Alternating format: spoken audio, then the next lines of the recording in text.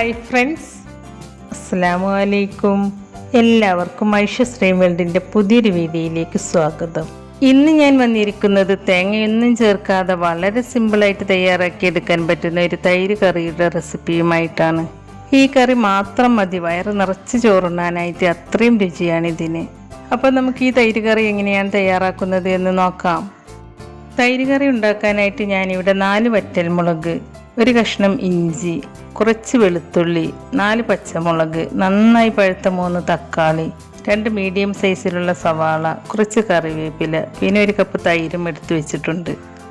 ഇനി ഒരു പാൻ ചൂടാക്കി അതിലേക്ക് 1 ടേബിൾ സ്പൂൺ വെളിച്ചെണ്ണ ഒഴിച്ചു കൊടുക്കുക. എണ്ണ ചൂടായിട്ട് വരുമ്പോൾ അതിലേക്ക് 1 ടീസ്പൂൺ ഇഞ്ചി ചതച്ചത് ചേർത്ത് കൊടുക്കുക. എന്നിട്ട് ഈ ഇഞ്ചി ചെറുതായിട്ടൊന്ന് മൂത്ത് വരുന്നത് വരെ വഴറ്റിയെടുക്കുക.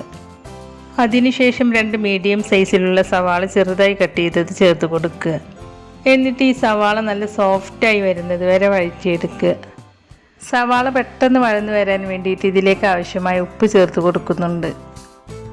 ഉപ്പ് ചേർത്ത് കൊടുത്തതിന് ശേഷം സവാള നന്നായിട്ടൊന്ന് വഴറ്റിയെടുക്കുക. ഇപ്പോൾ സവാള പകുതി വഴന്നു വന്നിട്ടുണ്ട്. ഈ സമയത്ത് വെളുത്തുള്ളി ചതച്ചത് ചേർത്ത് കൊടുക്കുക. എന്നിട്ട് ഈ വെളുത്തുള്ളിയുടെ റോ ടേസ്റ്റ് ഒന്ന് മാറുന്നത് വരെ നന്നായിട്ടൊന്ന് വഴറ്റിയെടുക്കുക. ഇപ്പോൾ വെളുത്തുള്ളിയുടെ റോ ടേസ്റ്റ് ഒക്കെ ഒന്ന് മാറി സവാള നല്ല സോഫ്റ്റായിട്ട് വഴന്ന് കിട്ടിയിട്ടുണ്ട്. ഇനി ഇതിലേക്ക് നന്നായി പഴുത്ത 3 തക്കാളി ചെറുതായി കട്ട് ചെയ്തത് ചേർത്ത് കൊടുക്കുന്നുണ്ട്. തക്കാളി ചേർത്ത് കൊടുത്തതിന് ശേഷം തക്കാളി നല്ല സോഫ്റ്റായിട്ട് വെന്ത് വരുന്നത് വരെ വഴറ്റിയെടുക്കുക. ഞാനിവിടെ തക്കാളി നല്ല സോഫ്റ്റായിട്ട് വെന്ത് കിട്ടാൻ വേണ്ടിയിട്ട് 1 മിനിറ്റ് ഒന്ന് അടച്ച് വെച്ച് വേവിക്കുന്നുണ്ട്. 1 മിനിറ്റിന് ശേഷം തക്കാളി നല്ല സോഫ്റ്റായിട്ട് വെന്ത് കിട്ടിയിട്ടുണ്ട്. ഇനി ഞാൻ ഇതിലേക്ക് 4 പച്ചമുളക് നീളത്തിൽ കട്ട് ചെയ്തത് ചേർത്ത് കൊടുക്കുകയാണ്. പച്ചമുളക് ചേർത്ത് കൊടുത്തതിന് ശേഷവും ഒന്ന് വഴറ്റിയെടുക്കുക. ഇതിനുശേഷം നമുക്കിതിലേക്ക് വേണ്ട പൊടികൾ ചേർത്ത് കൊടുക്കാം. പൊടികൾ ചേർത്ത് കൊടുക്കുമ്പോൾ ലോ ഫ്ലെയിമിലേക്ക് മാറ്റണം കേട്ടോ, അല്ലെങ്കിൽ പൊടികൾ കരിഞ്ഞു പോകും. കരിഞ്ഞു പോയാലേ നമ്മുടെ കറിയുടെ ടേസ്റ്റ് തന്നെ മാറും. അപ്പോൾ ഞാൻ ഇതിലേക്ക് 1 ടീസ്പൂൺ മുളക് പൊടി നിങ്ങളുടെ എരിവിനനുസരിച്ചൊക്കെ ചേർത്ത് കൊടുക്കുക കേട്ടോ. പിന്നെ 1/2 ടീസ്പൂണിൻ്റെ അടുത്ത് മഞ്ഞൾപ്പൊടിയും ചേർത്ത് കൊടുക്കുന്നുണ്ട്.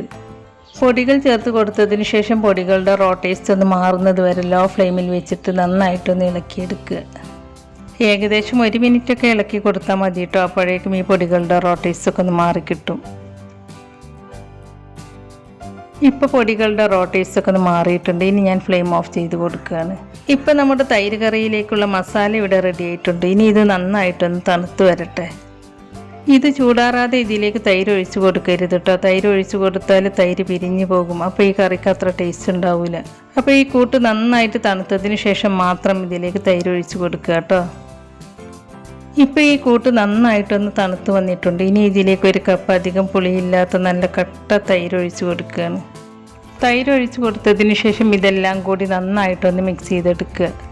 ഈ സമയത്ത് ഫ്ലെയിം ഓൺ ചെയ്യരുത് കേട്ടോ. ഫ്ലെയിം ഓഫ് ചെയ്തതിന് ശേഷമാണ് നമ്മൾ ഇതിലേക്ക് തൈര് ഒഴിച്ച് കൊടുത്ത് മിക്സ് ചെയ്തെടുക്കുന്നത്. തൈര് ഉടച്ചിട്ട് ഇതിലേക്ക് ചേർത്ത് കൊടുക്കണം എന്നൊന്നുമില്ല കേട്ടോ. ഇതെല്ലാം കൂടി മിക്സ് ചെയ്തെടുക്കുമ്പോൾ തന്നെ തൈര് നന്നായിട്ട് ഉടഞ്ഞ് കിട്ടും. ഇപ്പം ഞാൻ ഇതെല്ലാം നന്നായിട്ടൊന്ന് മിക്സ് ചെയ്തെടുത്തിട്ടുണ്ട്. ഇനി ഇതിലേക്ക് ഒരു താളിപ്പ് റെഡിയാക്കി എടുക്കണം. അതിനായിട്ട് ഞാനൊരു പാൻ അടുപ്പത്ത് വെച്ചിട്ടുണ്ട്. പാൻ ചൂടായിട്ട് വരുമ്പോൾ അതിലേക്ക് 1 ടേബിൾ സ്പൂൺ വെളിച്ചെണ്ണ ഒഴിച്ചു കൊടുക്കുക. വെളിച്ചെണ്ണ തന്നെ ഒഴിച്ചു കൊടുക്കണം കേട്ടോ, അപ്പോഴാണ് നല്ല ടേസ്റ്റ് ഉണ്ടാവുക. എണ്ണ ചൂടായിട്ട് വരുമ്പോൾ അതിലേക്ക് 1 ടീസ്പൂൺ കടുക് ചേർത്ത് കൊടുക്കുക. കടുക് പൊട്ടിക്കഴിഞ്ഞാൽ പിന്നെ ഇതിലേക്ക് വറ്റൽമുളക് കട്ട് ചെയ്തത് ചേർത്ത് കൊടുക്കുക. അതിൻ്റെ കൂടെ തന്നെ കുറച്ച് കറിവേപ്പിലയും ചേർത്ത് കൊടുക്കുക. എന്നിട്ട് ഇത് രണ്ടും കൂടി ചെറുതായിട്ടൊന്ന് മൂത്ത് വരുന്നത് വരെ ഇളക്കി കൊടുക്കുക. അതിനുശേഷം നമ്മൾ റെഡിയാക്കി വെച്ച് തൈര് കറിയിലേക്ക് ഒഴിച്ചു കൊടുക്കുക. എന്നിട്ടെല്ലാം കൂടി നന്നായിട്ടൊന്ന് മിക്സ് ചെയ്തെടുക്കുക. അപ്പോൾ വളരെ ടേസ്റ്റി ആയിട്ടുള്ള തൈര് കറി ഇവിടെ റെഡി ആയിട്ടുണ്ട്. അപ്പോൾ വളരെ സിമ്പിളല്ലേ ഈ തൈര് കറി ഉണ്ടാക്കിയെടുക്കാനായിട്ട്. ഇതൊരു ബാച്ചിലർ സ്പെഷ്യൽ കറി കൂടിയാണ്.